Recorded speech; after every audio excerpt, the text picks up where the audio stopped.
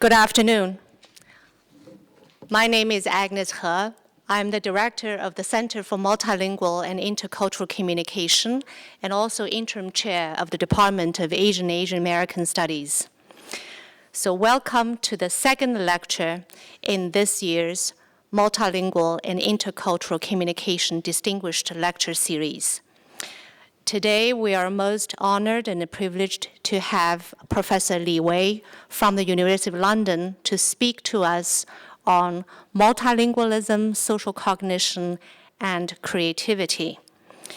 I would like to first thank the College of Arts and Sciences for supporting the Center for Multilingual Intercultural Communication and also the Provost Office for sponsoring this particular lecture. Now, before I introduce our speaker, I would like to welcome Dean Sasha Kopp of College of Arts and Sciences to provide some remarks. Dean Kopp.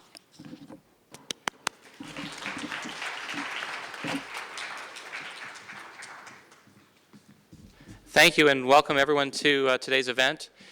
Usually when an administrator is invited to give some welcome remarks to an event like this, it's A, because the administrator can tell you lots about the institution and how wonderful it is to be here and for you to visit our institution, or B, because he or she is an expert in that same field. But I have to tell you, I've been here at Stony Brook University for about 90 days, and I'm a particle physicist. So neither of those two conditions is met, and so what I thought I would do instead is to give my own personal reflections on why I came here to Stony Brook University and why I think there's a very good match with the theme of what we're about to hear about in today's lecture. I came here from the University of Texas at Austin, and like Stony Brook University, the University of Texas is a state public research university, and so that has a lot of important adjectives in it. It's a research university, and the ideas that are going on around a university like Stony Brook are not just archival things that have been known for many years and being taught to students. These are ideas that are being formulated in real time. As a research university, we are an exciting place because we are a cauldron of innovation and a cauldron of ideas that are going to be impactful to the world around us. And I think that's another important adjective in our mission, is that we're a public university. There are lots of kinds of universities out there, but we as a public university are here to serve the public, not only through our educational mission, but the outflow of those ideas are meant to positively impact the world around us. And I have to say that, like the University of Texas, Stony Brook University has a powerful mission because as the state of New York's public research university, we have a powerful role in welcoming students from not only all across the state, but all across the world, because like Texas, the state of New York is an immigration hub, a place of many ideas and cultures coming together. And I find this university so interesting and such a powerful draw that I couldn't help but want to come to join the faculty here a few months ago. And so it is very fitting and very appropriate that we have today's lecture on language and culture and identity, and I think that's so much a part of what we do here at this university. I couldn't recite all the instances at the University of Texas where, in working with native Spanish language speakers, what were all the challenges and opportunities as they're trying to acquire English language and learn some science or learn some history. What are the interesting implications of acquiring the English language alongside that? Or what are the interesting implications of them learning the transition to American society at the same time as they're going through the American university system? And we have that cauldron of ideas going on here at Stony Brook as well. So I look forward to the mission of the Multicultural Language Center because I think it does so many of these things all in one place. We're an incubator not only of new ideas that we can turn into technology, but new ideas that help us understand the society that we're creating in real time. Society is not a static thing. It's something that we're creating in mid-flight every single day. And so as we welcome newer cultures to the United States every year, and as we export culture from the United States to across the world every year, it's an opportunity to examine the role that society and civil discourse take on as language gets thrown in the mix. So I find this an extremely interesting thing and an extremely interesting opportunity for the College of Arts and Sciences to welcome this new research field into its midst. Thank you for being here today, and thank you, Agnes, for hosting this wonderful event.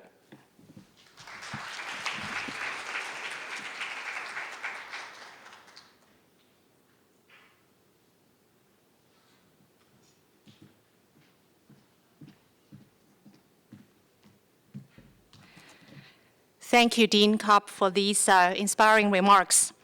Now, it is my distinct honor to introduce to you our speaker, Professor Li Wei. His surname is Li, and his given name is Wei. Wei in Chinese actually means big and great. So in a very literal sense, his name means Li the Great. Where are you? Okay, and you're going to find out that he truly lives up to his name. Professor Li Wei is Pro-Vice Master and Director of the Birkbeck Graduate Research School, Chair of Applied Linguistics, Birkbeck College and University of London. He is a Fellow of the Academy of Social Sciences of UK, a Fellow of the Royal Society of Arts, UK, and a Chair of the University Council of General and Applied Linguistics in UK. Li Wei is himself the best embodiment of multicultural and intercultural practice. A native of China, he holds a BA in English from the Beijing Normal University and an MA and a PhD in English and Speech Sciences from Newcastle University in England, where he worked with the very famous Leslie Milroy on a number of sociolinguistics projects on the Chinese immigrant communities in Britain.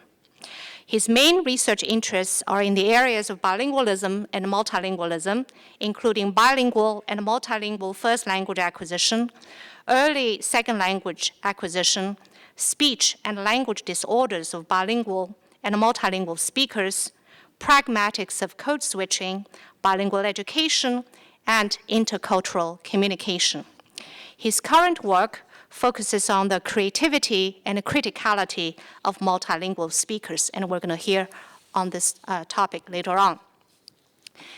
Li Wei is author and editor of numerous publications. As I was preparing for this introduction, I studied his CV, and the section on publications in the CV contains 6 full pages, single-spaced, and 11-size font publications. So obviously, I'm not going to read the very, very long list. And it's not just the mere impressive quantity of his work. He is a true pioneer and a trailblazer in research on multilingualism.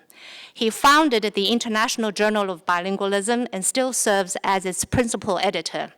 He started the ISB, the International Symposium on Bilingualism, in 1997, and it has been so well attended, so well received, that it's been now held throughout the world for close to 20 years.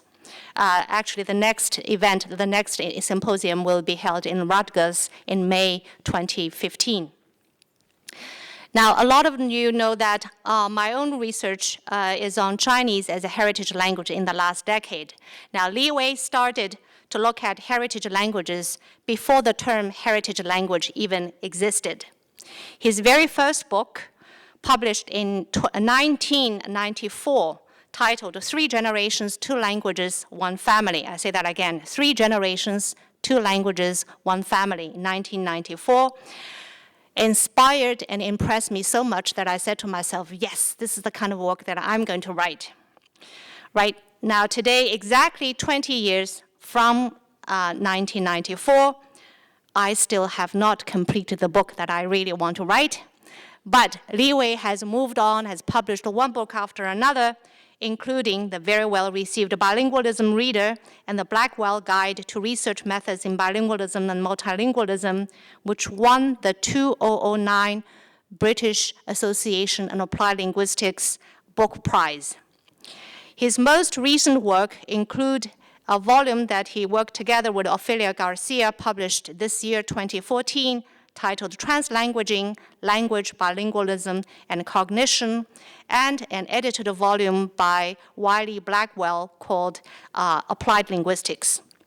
So Li Wei is truly a leader and a star in my generation of researchers and scholars, and he's someone that we all look up to. And he's pretty tall, so we look up to him both physically and figuratively. So I'm very honored, very pleased that he makes this special trip to come to Stony Brook to speak to us. So please join me in giving a very warm welcome to Professor Li Wei. Thank you so much Thank you very much indeed, Agnes. It's a real honor to be here visiting the university for the first time, and many congratulations on the founding of the new research center. I think it's such an exciting development. I'm sure there will be really wonderful work coming out of the center that built on the work that's already been done by colleagues in the university here on multilingualism and intercultural communication. I'm really looking forward to more collaborations. Agnes very kindly mentioned my 1994 book, which was really a revised version of my doctoral thesis. And was from then, I've been interested in one phenomena, and I'm still interested in that phenomena, even though I produced a number of things. They all somehow are related to that phenomena, and that is code switching. And it is a puzzle that I'm really trying to understand. That is how bilinguals and multilinguals make linguistic choices that are so subtle, complex, and dynamic, according to different conditions, different addressees, and for different reasons, to switch between languages. And why can't we stick to one language, one style, one register? And nobody does that. And that's a really interesting linguistic and social phenomenon. Now, in preparing this visit, I could have chosen a number of topics related to code switching. And it was really hard for me to decide which topic or which perspective I should be talking about to you today. I've decided to talk about something that I've been doing in the last 3 to 4 years with some colleagues, really looking at the social cognitive aspects of code switching. And that the reason I decided to do that is to bring a number of different perspectives that really interest me together. And I think there are some gaps that need to be filled. We know quite a lot about the structural aspects of code switching. We know a bit about the social motivations and attitude towards code switching. We don't really know much about the cognitive processes of code switching, although there is really exciting work being done, including the recent work and ongoing work that I'm doing with cognitive psychologists like David Green. We also know a little bit about the social cognitive aspects of multilingualism and code switching. But again, these things are not so connected with each other, and I'm trying to make some connections in today's talk. I haven't got a speech to read, so I need to actually look at the slides here as well. What I have to say today can all be found in 4 published articles, and I will leave the, oh yes, I can see there. Okay, good. I'll leave the PowerPoint with you so you can have the references. Some are only published online, some are already in print. The first one is a general model of the cognitive processes. Is really built on the cognitive control model of David Green's, although this is very much about the adaptation of the cognitive control process during code switching. And the other 3, which are the case studies and the data that I'm going to talk about, are concerning the role of code switching in social cognition. Now, let's start with something that I think many of you or most of you are familiar with. That is François Grosjean's model of language mode. What this model says is a bilingual speaker can move between a monolingual mode and a bilingual mode, or 2 or several monolingual mode and bilingual or multilingual mode. The implication of that is that some bilingual speakers can behave as if they are or they were monolingual by using only one of their languages. Sorry, I do need to get a grip of this control. So the question or the puzzle is, how do we know when we meet somebody whether that person is a bilingual or not? Despite all the metaphors that we see and the book covers that sometimes you find, bilinguals don't have two heads and don't have bilingual written on their forehead. We just look normal as everybody else. But there are possible ways of telling who is or who isn't bilingual. You can ask the person directly whether he or she is bilingual or not, or the person can introduce himself or herself as bilingual, or someone else says he or she is bilingual. But none of these will give you direct evidence that person is actually bilingual. Only in D, when you hear the person actually speaking or using two languages or more languages and switching between these different languages, when we have evidence that person is a bilingual person. And that is a really important fact, and it's something that even researchers of bilingualism, multilingualism don't pay enough attention to. So code switching is the defining feature of being bilingual. As I said earlier, François Grosjean's model, one of the implications of his model is that bilinguals can behave as if they were monolingual. They don't have to be in that bilingual mode. Yet, code switching has received relatively little attention in cognitive psychology of bilingualism. As I said earlier, theoretical models of the cognitive process of code switching are rather scarce. Most of the existing work is on differentiation or separation and deactivation. And that's something that I've been struggling with. I think lots of the psycholinguistic work use separation or differentiation of bilingual processing as a benchmark of their ability to process language information. So good or highly proficient bilinguals are capable of separating the two languages. They are able to keep them separate, and they're able to differentiate which language they're using, and they can control and deactivate one of the languages. And this is all to do with, in fact, the monolingual ideology that is underlying both policy and practice and research. We somehow use monolinguals as the benchmark. In linguistic research, for those of us who are interested in code switching, we're really interested in how bilinguals and multilinguals use elements of different languages to build a coherent grammatical structure. And that is not about separation, differentiation, or deactivation. As I said earlier, some bilinguals can behave as if they were monolingual by using only one of the languages.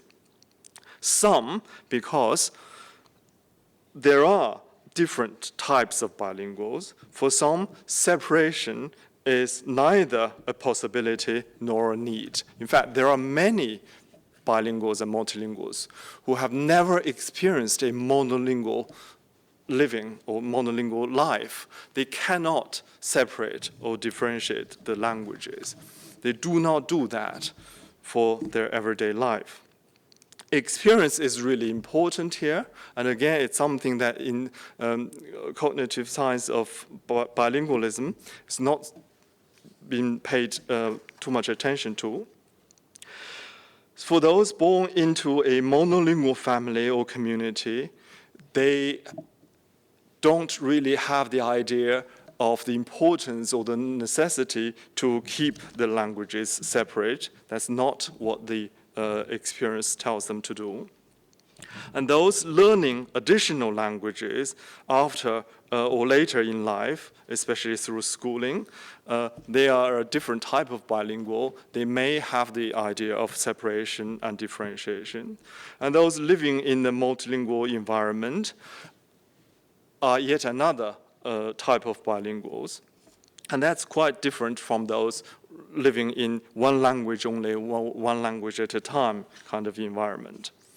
Now, multilingual reality of the postmodern world also is an important reminder to all of us that for the world today, very few multilinguals separate the languages all the time. They need to actually use elements of different languages for their everyday life. I don't really need to go through the details of the different types of code switching. Many of you know the extensive linguistic analysis of code switching. There are really many different types from the seemingly simple and obvious, like the first one. There is already a mental switch from Italian underlying that, where the word scandalistic could be legal and acceptable, but not in English. So this person, if I didn't tell you the background or experience of this speaker, you probably think, oh, that's an error. But if I tell you that's produced by an Italian-English bilingual, it actually makes a lot of sense, because that person probably is thinking of a word or equivalent in Italian, but producing an English word. And some other forms of code switching, but it gets very complicated both through the turn-taking structures, but also, I'm just going to go through some of these more complex ones. Some actually come from Agnes' own work. I think you can see there are different types of code switching getting more and more complex. The morphological marking of code switching here.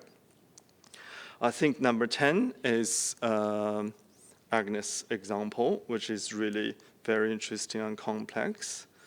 11 and 12, again, from our own work on code switching between Mandarin, Cantonese, Chinese, and English. There are lots of really interesting examples from different language pairs.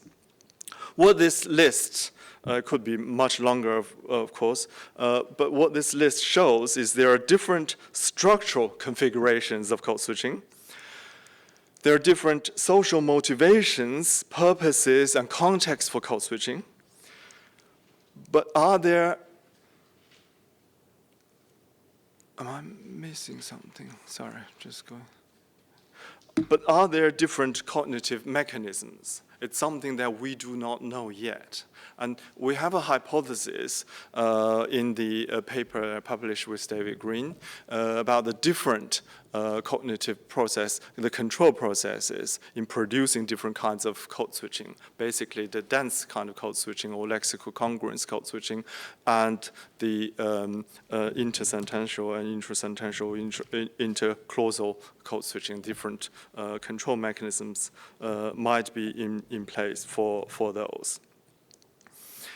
In the work on cognitive mechanisms of code switching, there is the work on cognitive control. Again, the usual benchmark is about language differentiation, separation, and deactivation. And this is something that some of us do not agree in principle. We don't think that's an important thing for bilinguals when they're actually producing code-switched utterances. They're not thinking of how to deactivate or keep one of the languages deactivated or keep the two languages separate. There is also the work on language switching and task switching that's been quite extensive. It tells us something about the general planning, but it's not really what we are interested in here. I am very much interested in the work on the executive control and executive systems of bilinguals engaged in code switching, although there is not a great deal of work. There is a great deal of work on the executive systems of bilinguals and multilinguals in general, but not specifically to do with code switching. And this has been built into a specific line of research on the cognitive advantages of being bilingual. And there's been some exciting new imaging work really looking at the neural networks involved in language switching, this global language switching rather than detailed, subtle code switching. I'm not going to talk about that here today. Now, lots of the work on the cognitive mechanisms of code switching have issues, shall we say, or problems in terms of subject selection. And the tendency is to compare bilinguals and multilinguals on one hand and monolinguals on the other. Or they use so-called early versus late bilinguals, or high proficiency bilinguals versus low proficiency bilinguals. And again, lots of the work is about differentiation and separation.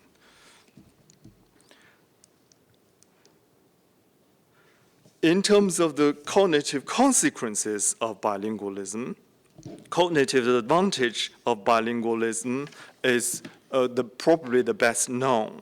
Knowing more than one language has a cognitive advantage, even long-term advantage. The work by Alan Bialystock, for example.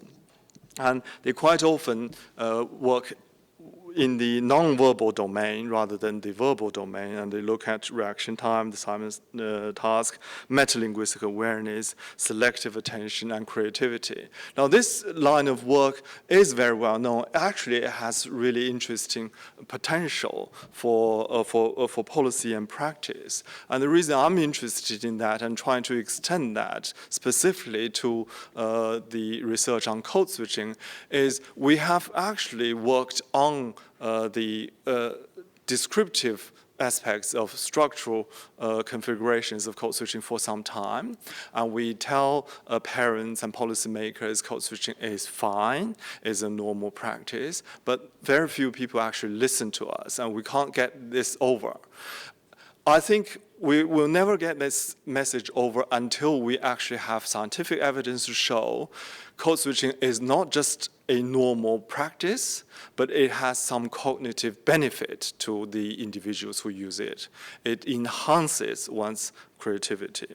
And this will go some step further than the global cognitive benefit of being bilingual, simply knowing the two languages. Of course, we have some evidence to suggest there are cognitive advantages of simply knowing the languages. But here we are stressing the importance of using two or more languages simultaneously in a very complex and dynamic way, online and in face-to-face social interaction.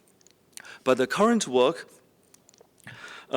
has again been focusing mainly on high versus low proficient bilinguals, and high proficiency bilinguals have been shown to have better cognitive and selective control functions, and the ability to separate languages, the control and deactivation, is again taken as the key. And this is a theoretical argument within the cognitive psychology community that we are having with our colleagues.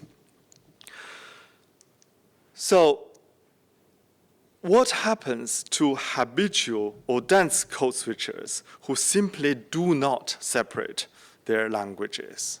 Yeah? If we say it is really only the highly proficient bilinguals who can separate the languages and keep one deactivated, and then consequently they show high selective attention, high cognitive control, and therefore potential for creativity and criticality. What happens to those the majority of bilinguals and multilinguals who are habitual dense code switchers who simply have not had the experience of separating the languages and do not live in an environmental community or family where separating the language is the point of living. They do not separate the languages. What happens?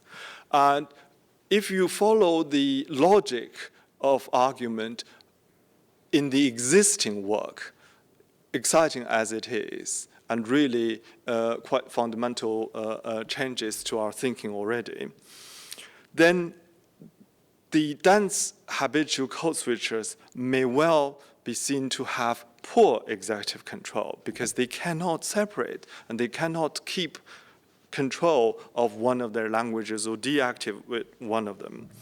And does code switching require more or less control? And these are unanswered questions. And what about metalinguistic awareness? Is code switching a sign of poor metalinguistic awareness? And again, there's actually rather little research on that. There are some studies looking at grammaticality, judgment, or structural waveformness of code switching, and they indicate that is not the case. The bilinguals who habitually code switch, engage in dense code switching, should have, in principle, better metalinguistic awareness. But there hasn't been any study actually specifically test that. And selective attention is something that I'm really interested in, and I'll show you some work in a minute with a colleague who's been working on multilinguals and selective attention, because selective attention has been shown to be very closely related to creativity in cognitive psychology generally. Not always psycholinguistics is general cognitive psychology. There is a line of research looking at the relationship between selective attention and creativity. And those with good selective attention are usually shown to have high creativity, at least in experimental conditions. So in the last few years, we've built up a program. Sorry, I'm not very good at controlling this PowerPoint. So built up a program looking at the social cognitive aspects of habitual code switchers. We are not selecting subjects from the bilingual pool and monolingual pool to compare that. And this is, again, a fundamental difference between our approach and the existing work. We are looking at different types of bilinguals. All bilinguals and multilinguals. We're not including monolinguals at all. Partly because we actually find it very difficult to define who is a monolingual, and find it very hard to find a true monolingual person in our subject pool. But what we're interested in is those people who habitually engage in dense code switching and those people who do keep the languages separate and who are trained to keep their languages separate, like conference interpreters who are highly proficient in their languages but have been trained to keep them separate, and those who haven't been trained to do that at all and they do not see the point of doing that, and they are, again, highly proficient in their languages but they engage in code switching. Of course, we also include the less proficient ones. Nevertheless, they may be engaged in frequent code switching and others who engage in less code switching.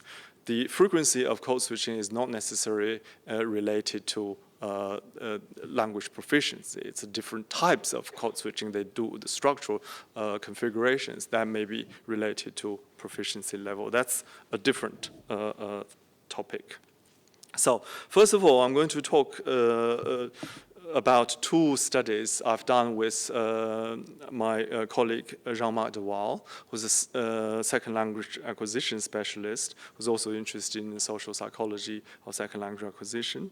And we're really looking at empathy and tolerance of ambiguity, two key topics in social psychology. And these are the topics that he's researched, Jean-Marc de Waal has researched in relation to second language acquisition. Now, empathy is the ability to tune into how someone else is thinking or acting or behaving, what they might be thinking. And this is quite an important factor, a social cognitive factor in language learning. It plays a crucial role in social interaction, as it allows us to understand the intentions of others. And this has been tested on many different populations. Linguists working on code switching often claim that multilinguals can collaboratively build some sentences with elements from different languages. They can collaboratively finish each other's conversations. And they have the potential, this particular phenomena has the potential to test the so-called theory of mind, how we think along other people's lines. And this is, I think, potentially a really interesting line of work. Cognitive empathy is really about the intellectual and imaginative apprehension of another's mental state. And these are some of the definitions that people use. And there is also a line of work looking at the emotional aspects of empathy, emotional empathy.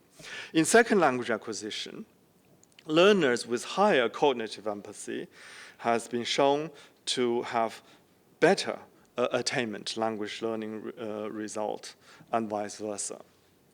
Now, the instrument we have used are the standard empathy questionnaire tests. They are fairly basic. They're not high-tech kind of research, and you can really do it with very basic equipments. Now, the findings we have for this particular study on empathy, we tested using very large sample over 2,000 individuals. They're multilinguals. Because these are mainly university students, so I have a rather biased kind of sample. There are always more females than males.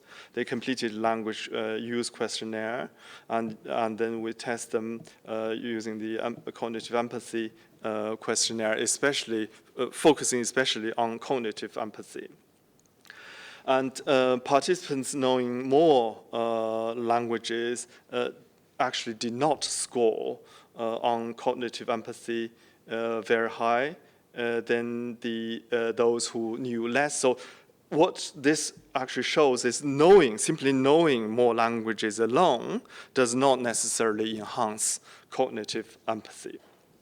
Now, participants who use multiple languages more frequently scored significantly higher in cognitive empathy. And that's something that we were really interested in, especially participants who habitually code switch between multiple languages showed a very strong effect on cognitive empathy than mere proficiency in multiple languages. So simply knowing languages, multiple languages, however good you know them, however well you know them, does not make a difference in this particular test. But those who habitually switch between the languages really show a much higher level and strong effect in cognitive empathy. And separately, Jean-Marc has shown some effect of code switching and emotions. That's his line of research on the emotional empathy. The next one is related as part of this study, looking at tolerance of ambiguity. And again, just a quick definition, tolerance of ambiguity is about the tendency to perceive ambiguous situations as desirable. And that's quite an interesting social cognitive feature. And some people find ambiguous situations quite difficult and particularly challenging. Others find it as a positive opportunity for problem solving. Now, in SLA, some studies have shown that good language learners are more tolerant of ambiguous situations. Although it remains a controversial topic, and some people don't believe that, and some of the research that's been reported has methodological faults. Now, we use the Multilingual Use Questionnaire with 18 specific questions to do with the sociobiological background, frequency of code switching, and attitudes towards code switching. And then we used an adapted version of the Herman's tolerance of ambiguity test, which is a questionnaire-based test. Again, our sample is over 2,000 speakers, largely female students. Now, the results are interesting in the sense they are somewhat unexpected. I'll go quickly through these figures. The text tells you the actual results from the figures. Now, participants who know more languages did score high on tolerance of ambiguity, but tolerance of ambiguity were not related or statistically correlated with proficiency level. They were not linked to, tolerance of ambiguity was not linked to frequency of code switching either. That was something we didn't hope to find. Of course, we were hoping to find that it was linked to the frequency of code switching. But tolerance of ambiguity was linked to the attitudes towards code switching. What it means was high tolerance of ambiguity, or speakers with high tolerance of ambiguity is less likely to view code switching negatively or to be bothered by being different, because they are really quite happy with the ambiguous situation, which they treat code switching as one, as an example of ambiguous situation. They have a more positive, or shall we say less negative attitude towards code switching. So even though we did not find statistical correlation between tolerance of ambiguity and frequency of code switching, we found a link between tolerance of ambiguity and the attitude towards code switching, which is the next level. Now, moving on to selective attention and creativity, the third aspect of social cognition of multilinguals, especially multilinguals who code switch. Kalkulin's work is probably well known in general cognitive psychology of multilingualism, especially on selective attention and creativity of people who are multilingual, simply knowing different languages. He did his doctorate in CUNY Graduate Center on that very topic. And he found the effect of speaking several languages on an individual's creativity or creative capacity very closely linked to selective attention, which is the standard kind of argument in cognitive psychology. There is a line of argument that people who are very creative in their thinking and their ideas have better selective attention, which is again linked to cognitive control. Now, in his 2011 paper, he made a logical speculative conclusion that habitual code switchers, where multiple languages are simultaneously activated, may hinder or cause problems to selective attention. And therefore, he actually argued in his book and a couple of articles that habitual code switchers would score poorly on creativity tests, or have a negative impact on creative performance. I read his work, and I heard him presenting at a conference, and I challenged that, and very nicely he responded by saying, we should really work together and look at this. And that's how we started working on this. He was very open to the idea that when bilinguals and multilinguals engage in code switching, they have a very different kind of selective attention. Nevertheless, it's more selective attention rather than less. So people engaged in code switching not necessarily have poor selective attention. So we started looking at that. And the link, the next link with creativity is also an important one because, again, from a sociolinguistic perspective, we've argued long and hard that code switching in itself is a creative act. There are lots of evidence showing how creative the surface structures of code switching can be. But we don't know much about the cognitive aspects of that process. So this is really about code switching, selective attention, and creativity. The performance of fewer than, in fact, we did sample over 200 speakers from the United Arab Emirates, again, mainly students.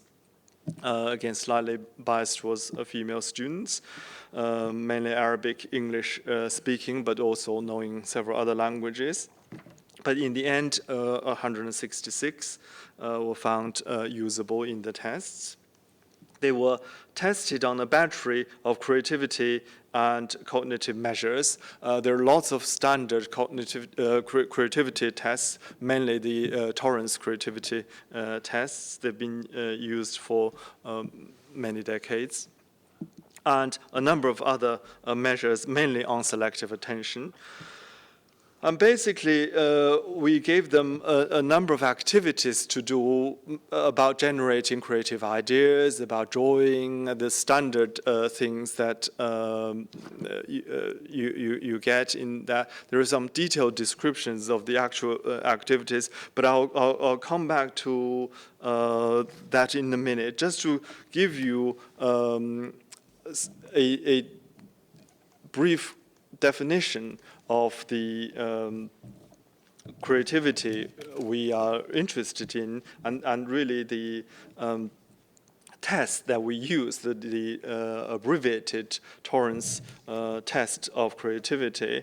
It offers 4 scores on fluency, originality, elaboration, and flexibility. These are about creative ideas one would generate under experimental conditions, and how quickly they generate those ideas. That's the fluency bit. How original, there are standardized scores, and how elaborate, complicated, and dynamic these ideas could be, and how flexible these creative ideas can be. And they are measured on these measures using standardized tests.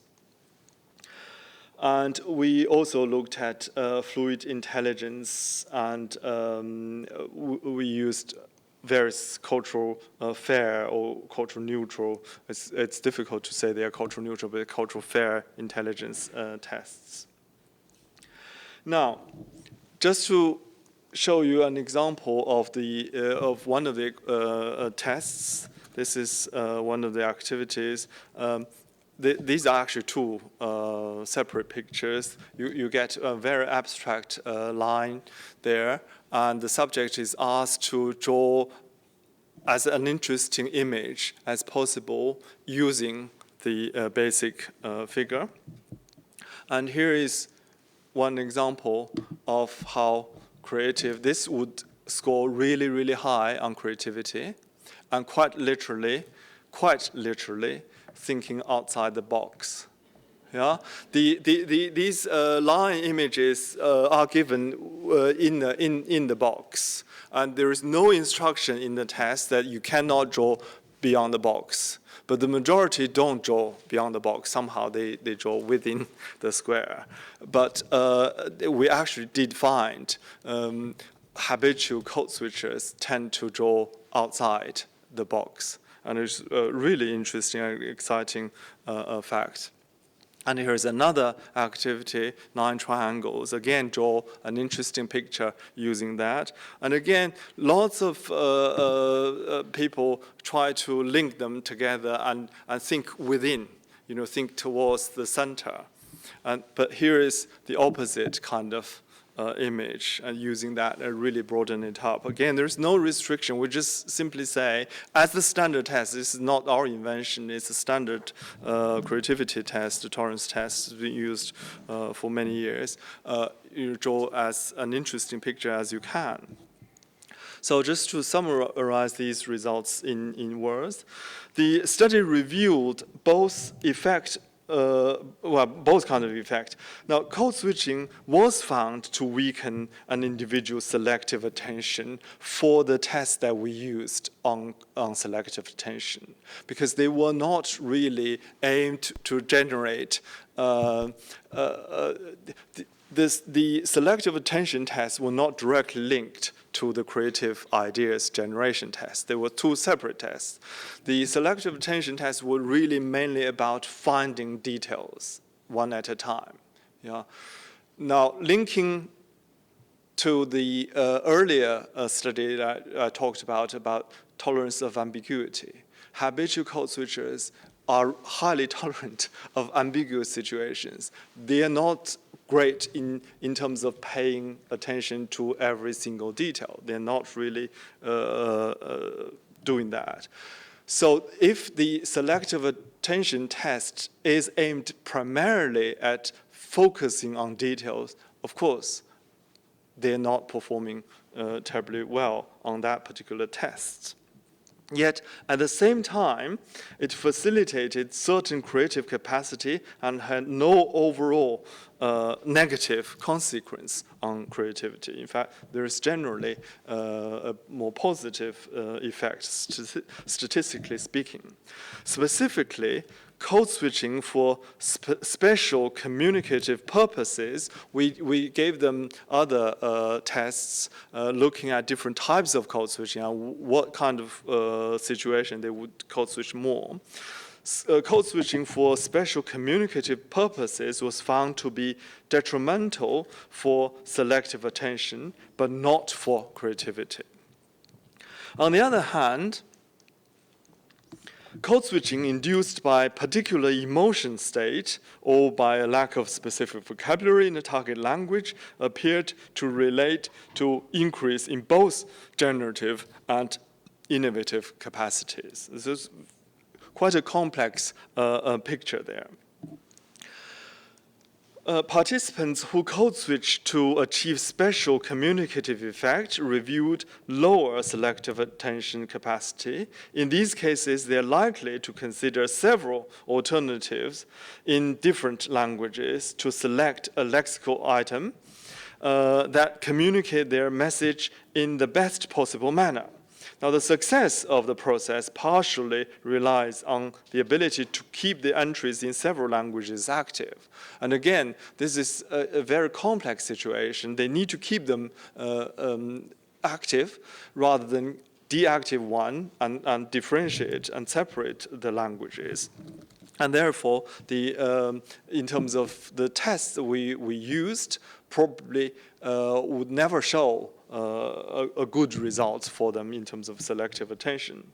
Now, code switchers seem to be unlikely to focus on one language and suppress the other. That is, they should be less readily involved in interference suppressing.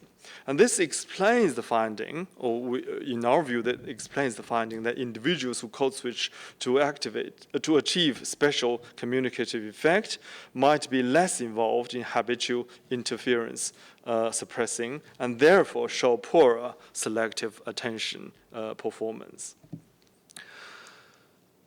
At the same time, the performance was not related to any impairment in creative functioning.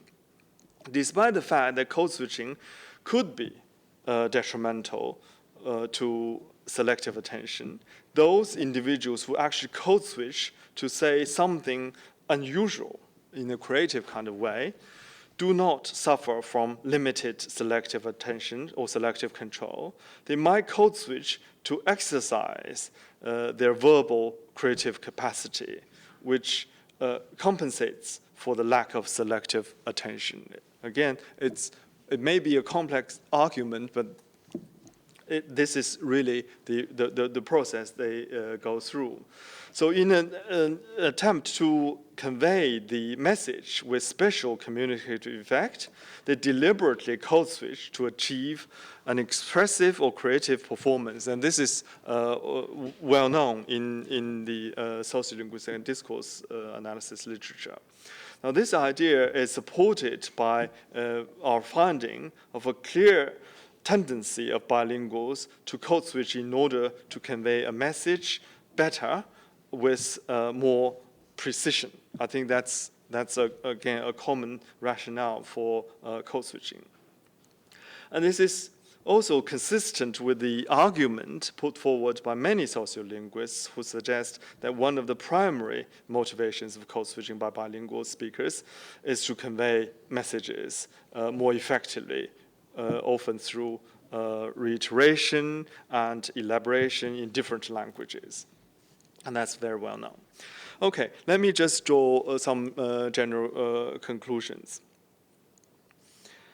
When we talk about the relationship between code switching and selective attention, we quite often assume, or we sometimes assume, that bilinguals employ this capacity only to suppress one language while speaking the other. This may not be the case in the code switching mode, and that's really important. Again, remind ourselves of the language mode model that Grosjean put forward. As one still has to select elements from different languages and mix them in order to produce a grammatical and meaningful utterance. It could also be argued that habitual code switchers exercise more selective control when they are engaged in code switching, even though it's much fine-grained kind of control level. This consideration could explain the findings that no selective attention performance differences between participants who indicated that they code switch in a particular emotional state to convey a message better, and due to the lack of a word in the target language, and those who do not code switch for those reasons. Definitely, the impact of code switching on selective attention appears to have no negative consequence on their creative capacity as measured by the two different measures. Different code switching conditions were found to be facilitatory for code switching, for creative functioning, including both generative and innovative capacities and measured by different tests. In particular, emotion-triggered and culturally specific concepts and word-triggered code switching results in high scores in creative capacity measures. Now, this is only the beginning of a line of research that potentially could be very fruitful and have some impact on policy and practice. Code switching as the defining character or defining behavior of being bilingual has not been systematically studied from the cognitive psycholinguistic perspective. We have tried to investigate the consequence of code switching on social cognition of multilinguals in our line of research. And particularly, we're interested in the relationship between code switching, selective attention, and creativity, partly to counter the negative views of code switching by educators and others who are very concerned that code switching somehow is an indicator of some cognitive and linguistic deficiency. Now, clearly, further research is required to examine other aspects of social cognition and how code switching contributes to creativity. Does code switching require more or less selective attention is still something that we don't fully understand. What cognitive mechanisms and psycholinguistic states may have an effect on the relationship between code switching, selective attention, and creativity. And different types of code switching, and motivations, and multimodalities. There are people working on sign bilingualism and sign speech code switching and other multimodal switching who are really interested in the effect of multimodality switching on social cognition. A model of cognitive control of code switching is clearly needed, and that's something that we are working on, that does not focus exclusively on differentiation, separation, and deactivation. And I think that, to me, is a key. Moreover, individual variations need to be taken seriously and investigated systematically in psycholinguistic studies of code switching, going beyond comparisons between monolinguals and bilinguals and recognizing the diversity and the ecology of different types of bilinguals and multilingual language users. Again, I'll give you the list of the studies that have been published and based on the data here. I gave my talk today. Thank you very much.